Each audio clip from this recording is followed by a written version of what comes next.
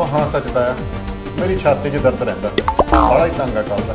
ਅੱਛਾ। ਇਹ ਤਾਂ ਕੋਈ ਦੇਖ ਪਤਾ ਆ ਇਹ ਉਰੇ ਗੱਲ ਨੂੰ। ਸੁਣਨ ਲੱਗਾ। ਉਰੇ ਨਾ ਹੋ ਪੁੱਤ। ਅੱਛਾ ਇਹ ਕਿਹੜਾ ਪੀਣਾ ਨਿਕਲਿਆ ਵਿੱਚ? ਸਿਗਰਟ ਪੀਂਦਾ ਵਾ? ਗੋਲੀ ਵੀ ਮੰਗਾਈ ਤਾਂ ਉਹ ਮੁਫਤ ਦੀਆਂ ਸਿਗਰਟਾਂ ਪੀ ਪੀ ਕੇ ਤੂੰ ਇਸ ਹਾਲ ਨੂੰ ਪਹੁੰਚ ਗਿਆ ਕਾਕਾ। ਅੱਜ ਤੋਂ ਤੇਰੀ ਸਿਗਰਟ ਬੰਦ।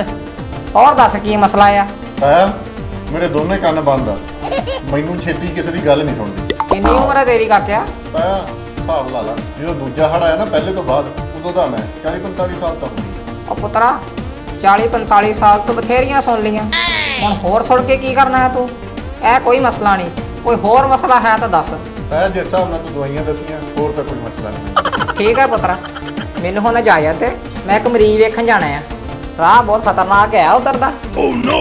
ਤਾਇਆ ਇਹ ਬੰਦੂਕਾ ਤੋਂ ਚੱਕ ਲਈ, ਮਰੀਜ਼ ਵਾਸਤੇ ਥੋੜੀ ਦਵਾਈ ਬਥੇਰੀ ਆ, ਉਹਨੇ ਵੀ ਮਰ ਜਾਣਾ ਖਾ ਕੇ।